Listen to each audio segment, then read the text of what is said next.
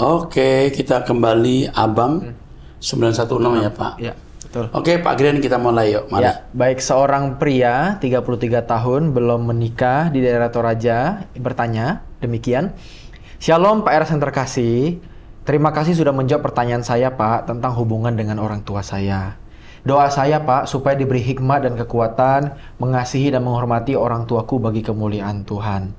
Dan doakan saya Pak supaya tetap semangat mengerjakan keselamatanku dengan takut dan gentar. Jujur Pak, aku sudah nggak bergereja, aku sudah nggak sejahtera bergereja di tempatku saat ini. Tuhan pasti membuka jalan dan memberi kekuatan atas semua persoalan yang kuhadapi saat ini. Mau bertanya Pak, apakah boleh mengambil uang atau bikisan caleg, yang penting kita pilih yang bersangkutan? Terima kasih Pak sudah membaca tulisan saya. Jika sudah dijawab, kalau boleh dikasih tahu episode keberapa, Tuhan memberkati. Yang pertama soal dia bergereja yang tidak sejahtera. Tidak sejahtera. Mestinya kamu belajar sejahtera. Kamu tidak sejahtera, tapi kamu hadirlah di situ bukan untuk mencari sejahtera, tapi memberi sejahtera. Jadi berkat untuk gerejamu di situ. Kalau sampai satu titik tertentu, lalu kamu merasa sudah betul-betul konflik, tidak mendapatkan berkat pertumbuhan, cari gereja lain atau ikut Truth ID, atau kamu buka sendiri House of Truth, semacam persekutuan doa. Nanti kami akan bimbing. Oke. Mengenai mendapat uang dari caleg gitu ya, Ya, caleg. supaya memilih dia. Mestinya orang Kristen tidak menerima ini. Sebab kalau kita terima itu pelanggaran hukum sebenarnya. Melanggar hukum. Yang melanggar itu yang memberi uangnya. Lalu kita ikut terlibat. Memilih harus dengan bebas dan rahasia, bukan dengan intimidasi. Nah, orang Kristen harus punya integritas. Jangan terima uang suap agar memilih caleg tertentu. Oke, saya kira cukup. Teruskan. Selanjutnya, ada sebuah kesaksian dari seorang pria 40 tahun, sudah menikah, memiliki 3 anak di daerah Bekasi. Pak Eras yang baik, saya mengucapkan terima kasih sebanyak-banyaknya atas kepedulian dan jawaban Pak Eras dan tim Abam atas masalah yang saya hadapi. Setelah saya menceritakan masalah yang saya hadapi ke Pak Eras, malam harinya saya mencoba berbicara dengan memohon agar istri bisa jujur akan masalah yang sebenar-benarnya terjadi. Puji Tuhan, malam itu istri saya jujur, di mana karena pergaulan dengan teman-teman barunya, ia telah menggunakan uang kantor, di mana dia bekerja dulu untuk makan dan minum. Jadi untuk menutupi uang kantor yang telah ia gunakan, istri menggunakan uang kebutuhan harian dan sekolah anak. Untuk menutupi uang harian dan sekolah, ia menggunakan pinjaman online. Untuk bayar pinjaman online, ia menggunakan pinjaman online lain dan kartu kredit. Sekarang semua pinjaman online sudah saya minta ditutup karena sudah saya lunasi. Berikut teman-teman istri juga sudah saya lunasi. Dan memberi pengertian kepada teman-teman istri untuk tidak meminjamkan lagi. Meski uang saya habis, tapi saya bersyukur bahwa istri saya bisa jujur. Dan saya menganggap masalah ini sudah selesai. Saya menerima istri saya dan memeluknya, meski sakit hati Pak. Tapi saya telah memilih istri saya untuk menjadi pasangan saya. Saya teringat akan satu ayat, Allah turut bekerja untuk mendatangkan kebaikan bagi orang yang mengasihi Dia. Saya yakin hal ini pun baik bagi saya agar saya dapat hidup benar, kudus, dan tetap berada di jalan Allah. Sekali lagi saya ucapkan terima kasih sebanyak-banyaknya Pak atas kepedulian Bapak. Ingin rasanya saya memeluk Bapak. Sekali lagi terima kasih Pak Eras, sehat selalu Bapak, keluarga, dan tim Abam. Tuhan Yesus memberkati. Oh iya Pak, selamat atas pernikahan putri Bapak, Stefani dan Joses. Tuhan Yesus memberkati. Membaca tulisanmu saya terharu. Saya terharu. 2 jempol. Ya, kamu akan diberkati Tuhan. Uang yang kau pakai untuk melunasi hutang istrimu akan dikembalikan Tuhan. Oke. We love you. Ikut saya terus berdoa pagi, dengarkan khotbah saya. Ya, kamu akan dipulihkan. Tetapi catatan, istrimu tidak mudah berubah. Hari ini dia takluk, tunduk, jujur. Tapi ketika hutang sudah dibayar, dia bisa liar lagi. Karenanya kamu harus terus memagari dengan berdoa bersama, ajak ke gereja. Kalau ada waktu, karena rumahmu Bekasi, Doa jam 6:30 di sini hari Jumat itu akan memiliki dampak yang besar. Doa pagi, doa hari Jumat jam 6:30 malam di sini. Tuhan memberkati ya. Baik, selanjutnya datang dari seorang perempuan usia 40 tahun belum menikah di daerah Tangerang. Shalom Pak Eras, di bulan Januari saya mengalami penipuan yang total bagi saya besar dan tabungan saya habis semua. Bukti chat-chat penipu lewat media sosial dan Telegram itu sudah saya print. Saya berpikir mau laporkan ke pihak yang berwajib. Apakah saya harus laporkan ke pihak yang berwajib? Jujur berat rasanya menerima kenyataan bahwa uang saya ditipu. Pertanyaan kedua, saya ada rencana mau kerja sebagai TKW di luar negeri supaya ekonomi saya berubah. Tapi ada rasa takut bekerja di luar negeri. Terima kasih, Tuhan Yesus memberkati. Yang pertama, mungkin modus penipuan harus kamu bagikan ke orang lain. Entah bagaimana caranya. Kalau lapor polisi, saya tidak tahu apakah cukup bukti kamu memperkarakan hal ini. Karena mereka tentu juga sudah cakap untuk bisa mengantisipasi keadaan. Tapi kalau kamu kenal famili, saudara, teman dekat seorang polisi, minta nasihat dan saran. Apa yang patut kamu lakukan?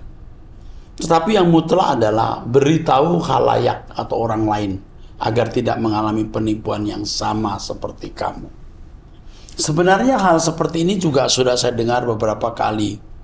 Dan saya sering kepikir bagaimana jemaat bisa mendengar kesaksian ini. Supaya jangan mengalami penipuan yang sama. Tapi saya belum pernah punya akses atau jalan menjelaskan ini kepada jemaat. Tapi sekali lagi saran saya, beritahu orang sebanyak mungkin pola, modus penipuan semacam ini. Dan usahakan kamu minta saran dari aparat kepolisian apa yang patut kamu lakukan demi keselamatan banyak orang. Oke, cukup. Baik, selanjutnya pria 50 tahun menikah di daerah Ketapang, Kalimantan Barat. Shalom Pak, saya mau tanya apa perbedaan saksi Yehova dengan ajaran kita GSKI? Maaf Pak, saya mengikuti semua program-program Bapak, baik dari doa pagi, seminar, khotbah-khotbah, dan lain-lain. Hanya saja tidak sengaja saya lihat di YouTube ada yang membandingkan ajaran GSKI dengan saksi Yehova. Malah mengatakan saksi Yehova lebih baik. Mohon pencerahan dan kalau ada buku Logos, Kenosis, bolehkah saya dikirim Pak? Diberkati selalu Pak Erasus dan tim. Ini pria yang baik. Ini buku dikirimnya ke ini ya, Kenosis. Nanti monoteisme juga saya kirim aja per bab untuk orang-orang seperti ini. Ajaran GSKI tidak sama dengan saksi Yehova. Ya. Orang mengatakan saya itu saksi Yehova dulu. Bukan dulu ya, setahun yang lalu atau 6 bulan yang lalu ya. Iya. Era saksi Yehova. Ya, sesat bidat. Sekarang lebih buruk dari saksi Yehova. Ya udahlah, suka-suka orang menilai. Tapi ikuti apa yang saya sampaikan di seminar monoteisme, semua berdasarkan Alkitab. Dan itu bisa dipertanggungjawabkan. Saya baru mengirimkan buku yang belum jadi, baru beberapa bab ya, ke Pak Gren. Udah diterima Pak ya? Udah dibaca ya? Udah. Gimana? Luar biasa. Ah, pasti. Dia seorang dosen dan memiliki netralitas yang tinggi sebagai seorang akademisi.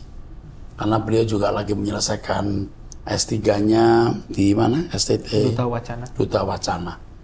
Jadi walaupun kami punya STT program doktor untuk teologi, ya tak?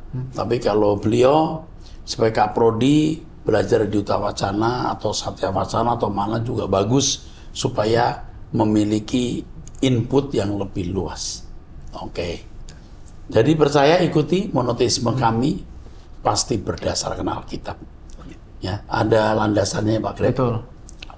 Ada komentar sedikit. Argumentasi tekstualnya ini ya, solid Pak untuk monoteisme, sehingga kalau kita bicara soal ajaran tentu bisa dipertanggungjawabkan. Amin. Dan tentu yang paling penting bagi saya pribadi adalah punya implikasi etis dan juga implikasi dalam kehidupan kita untuk mengubah itu. Implikasinya bukan hanya masuk pikiran. Oke. Puji Tuhan, teruskan. Ya, baik. Selanjutnya dari seorang perempuan janda di daerah Kalimantan. Shalom Pak Pendeta Erasus dan tim Abam yang kukasihi dalam Tuhan Yesus. Saya mau bersaksi, setelah mengikuti firman dan pujian dinyanyikan di GSKI, saya ada kekuatan dan sukacita yang besar dalam Yesus.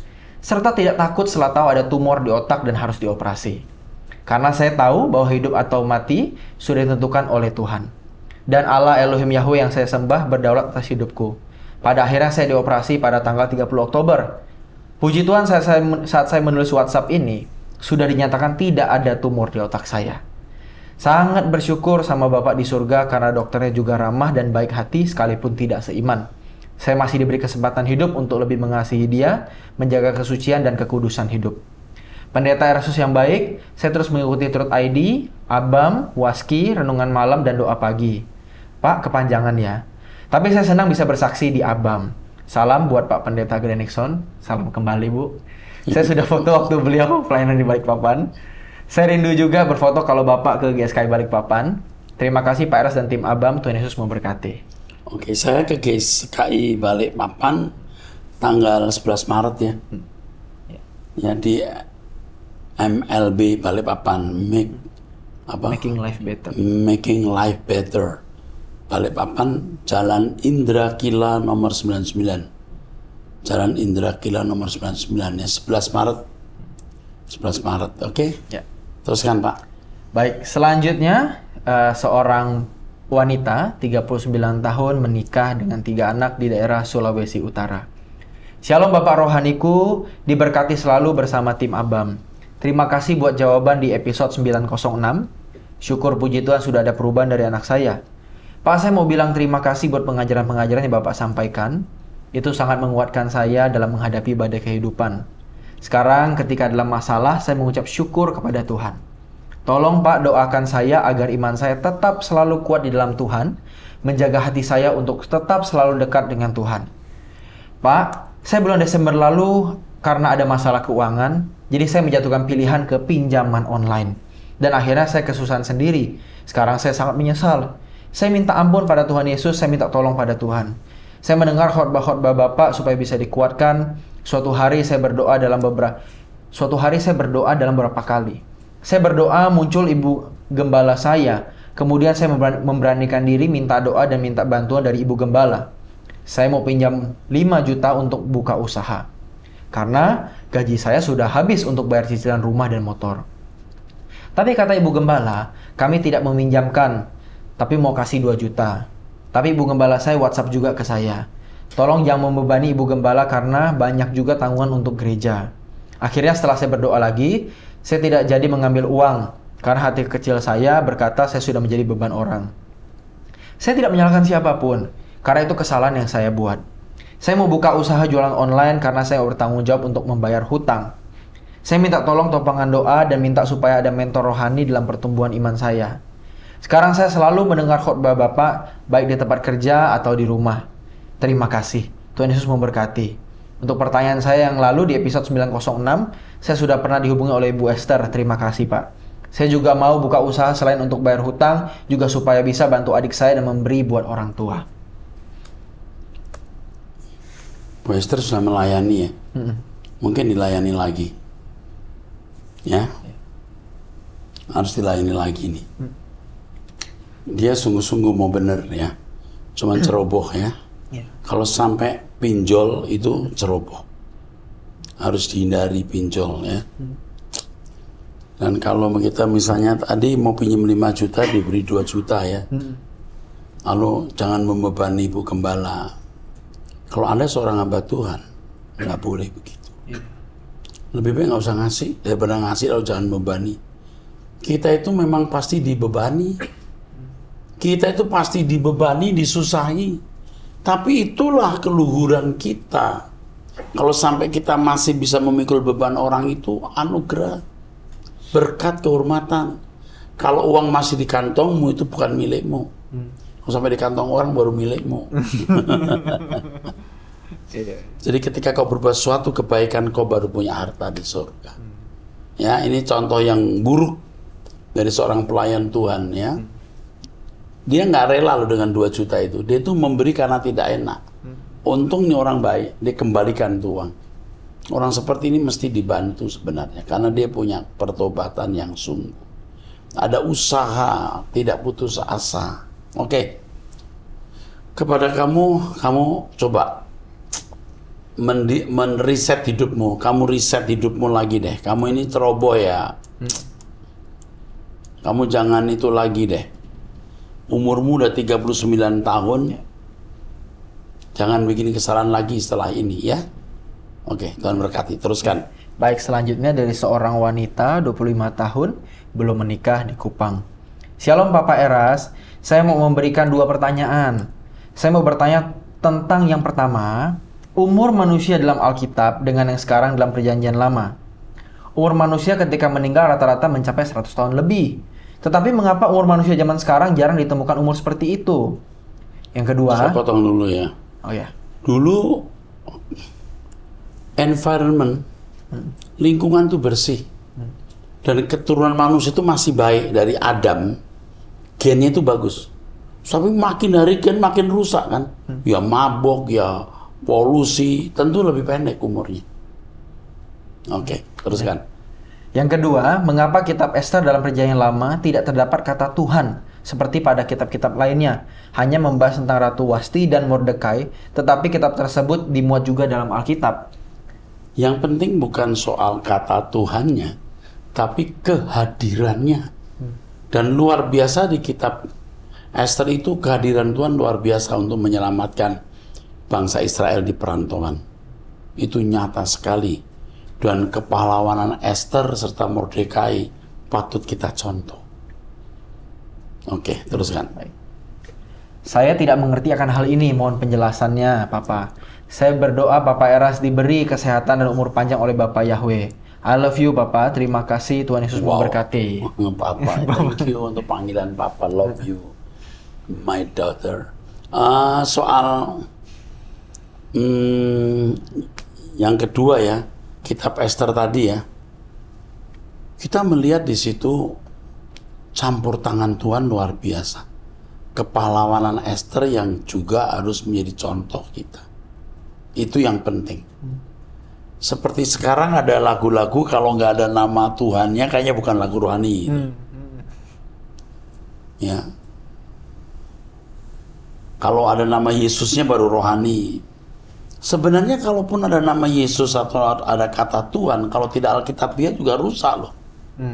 Jadi yang penting adalah makna dari kisah itu. Iya. Oke, cukup. Baik, selanjutnya dari seorang wanita 47 tahun di daerah Jakarta.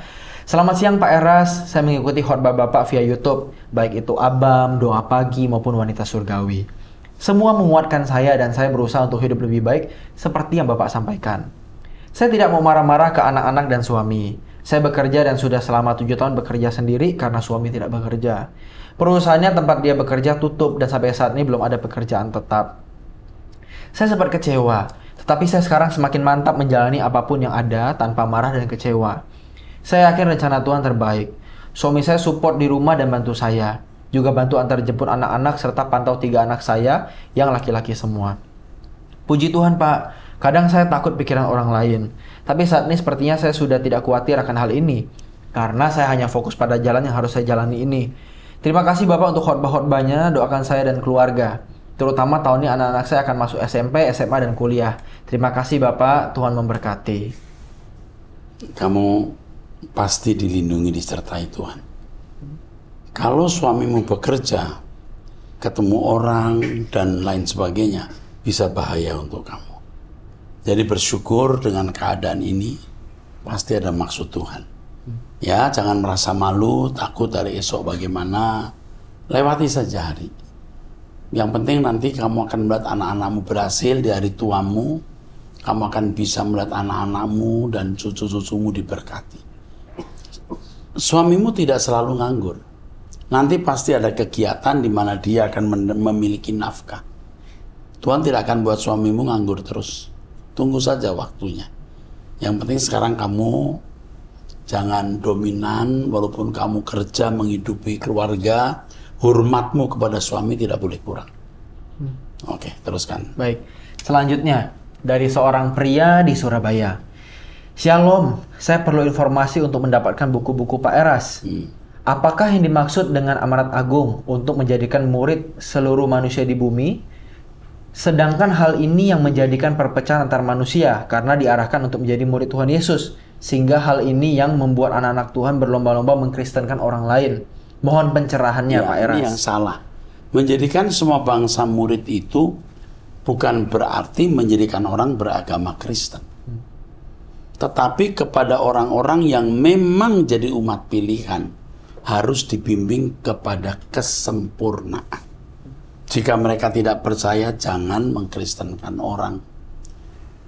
Karena menjadi murid Yesus itu bukan beragama Kristen semata-mata, tapi makin menjadi sempurna seperti Yesus.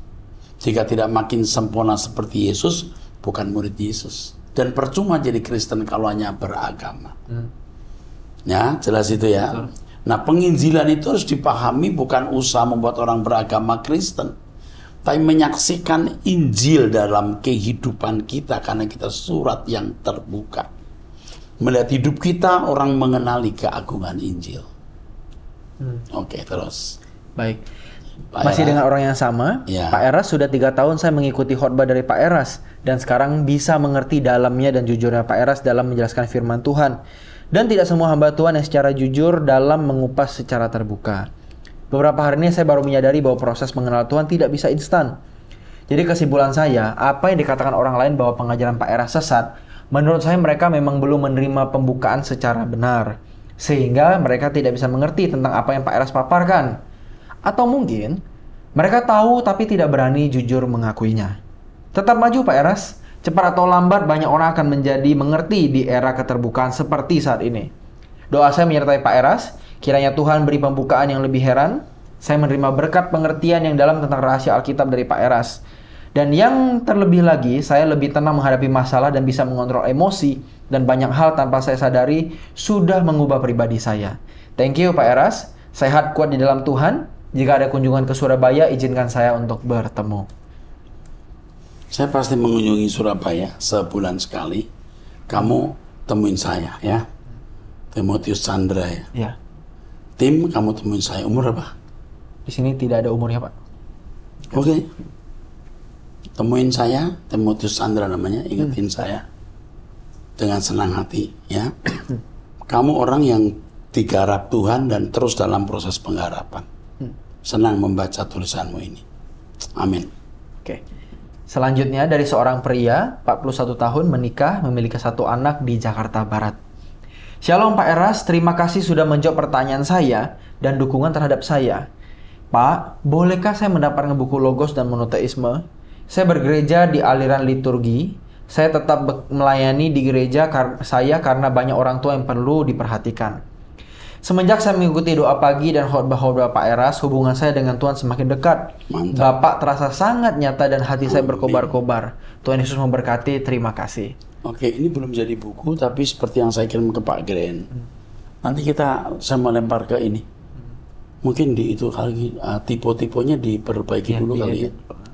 Pak Gren bisa nggak? Nanti bisa diatur Pak. Nggak, yang bisa edit mesti Pak Gren yang tahu bahasa Ibrani Yunani. Kalau kita lempar nanti, kalau yang tanya-tanya ini kita lempar. Yang mengingini buku kita, minta emailnya kita kasih aja.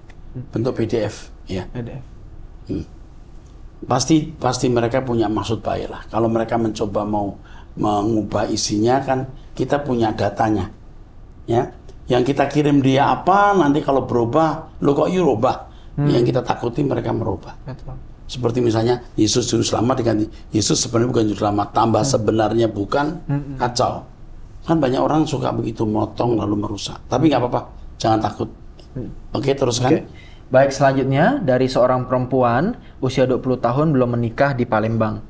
Shalom Om, mau tanya, apakah pas Yesus di bumi dia bisa berbuat dosa? Tidak bisa. Dia bisa berbuat dosa tapi tidak berbuat dosa. Kalau iya, apakah ada kemungkinan Yesus gagal Om? Ada, tapi Yesus tidak gagal. Dan apa keterkaitan antara corpus delicti? Saya masih kurang paham Om. Oh iya Om, saya mau baca buku Om, hanya saja tidak punya uang, apakah boleh jika diberikan? Terima kasih Tolong, Tuhan ini memberkati. khusus sih. Siapa namanya? Jessica, Jessica, Om akan kirim buku. Umur apa? 20 tahun. Keren kamu, nak umur 20 tahun sudah mencari kebenaran. Tolong buku saya diberikan. Dikirim. Oke, teruskan. Ya, baik. Selanjutnya, seorang perempuan usia 45 tahun, single parent, 3 anak di Bekasi. Shalom Pak Erastus yang dikasihi Tuhan, saya mau bertanya. Saya memiliki anak yang paling besar, tapi perkataannya selalu bicara B1 atau babi dan segalanya, Pak. Tidak pernah keluar kata-kata yang baik. Kami sebagai orang tua selalu memberikan nasihat, tetapi tidak dipedulikan, Pak. Saya sebagai mamanya bingung, harus bagaimana, Pak? Saya dulunya menikah beda agama, Pak. Tapi saya melakukan kewajiban agama mantan suami saya karena hati saya menolak, Pak. Mungkin maksudnya tidak melakukan ya. Tapi pertanyaannya adalah, apakah ada pengaruh buat anak saya yang selalu berkata seperti itu, Pak? Apakah karena ada kutuk dosa, Pak? Saya mohon jawaban dari Bapak. Dan apa yang harus saya lakukan, Pak, buat anak saya? Saya minta dukungan doa buat anak saya yang paling besar kelas 2 SMK, Pak. Terima kasih, Tuhan Yesus memberkati. Tidak ada kejadian yang tanpa kausalitas. Pasti ada penyebabnya. Sampai anak begini ini pasti ada penyebabnya. Tapi bagaimanapun yang paling bertanggung jawab itu adalah orang tua. Kalau orang tua tidak bisa membuat suasana rohani di rumah itu, anak nggak mungkin rohani. Sekarang jangan banyak bicara, jangan marah-marah terhadap anak. Jelas itu salah. Beri bukti kehidupan yang memancarkan kemuliaan Tuhan. Yang kedua, beri bukti kasih sayang tulus walaupun dia sering salah. Dua hal ini akan membuat dia berubah. Ya. Oke, teruskan. Terakhir. Baik, selanjutnya ada seorang perempuan 66 tahun, seorang janda di Tangerang. Shalom Pak Erastus, saya ada saudara suaminya umur 70 tahun dan istrinya 68 tahun. Saudara saya yang perempuan dan suaminya tidak bekerja. Setiap hari main HP, nonton, makan, tidur. Setiap hari misalkan kalau mandi sudah siang. Kalau ada tamu, bilang bangkunya bau. Bertahun-tahun begitu. Sama anak dikasih uang, tapi nggak mau dipakai buat masakan. Yang ada di kulkas apa saja dimakan. Kalau ribut ke istri, selalu bilang lonte-lonte, kebun binatang, bangsa, tapi kalau ada orang seperti baik-baik. Kalau ada orang cepat nyanyi puji-pujian. Anaknya yang perempuan suruh tinggalin karena setiap hari main HP dan hanya nonton kegiatannya, tidak ibadah. Sudah dibusuk berkali-kali, tapi tidak pernah ibadah. Tapi kalau bertemu dengan orang gereja seperti benar-benar orang baik. Bagaimana ya, Pak? Kalau ditanya orang-orang, bilangnya dia momong cucu. Padahal yang momong itu bukan dia, tapi istrinya. Saya kasihan lihatnya. Yang namanya kata-kata kasar itu ada di ujung lidah. Thanks Pak Erastus dan tim, Tuhan memberkati. Ini usia 70 tahun loh. Iya. Ini kalau orang sakit itu akut. Dan mungkin nggak bisa banyak lagi. Jadi yang dilakukan, diam, jadi contoh untuk pria ini. Udah, diam, doakan, sayangi dia. Jadi walaupun dia begitu jahat, kasar, sayangi dia. Karena kasih itu akan bisa merubah dia. Sayangi. Dan pasti ada momentum di mana dia akan tersentuh oleh kasih sayang. Dan itu bisa merubah. Oke? Sampai jumpa di episode yang akan datang. Tuhan berkati.